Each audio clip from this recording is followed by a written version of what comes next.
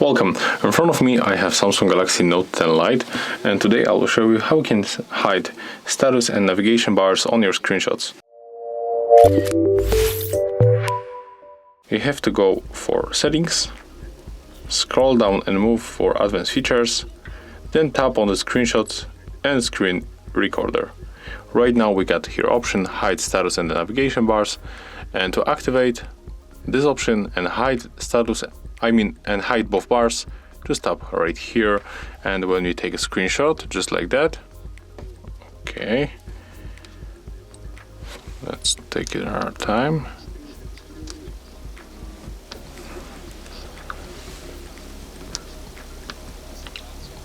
As you can see, the screenshot was taken. So right now when you open the screenshot, for example in the gallery, we don't have here any bars, and that's it.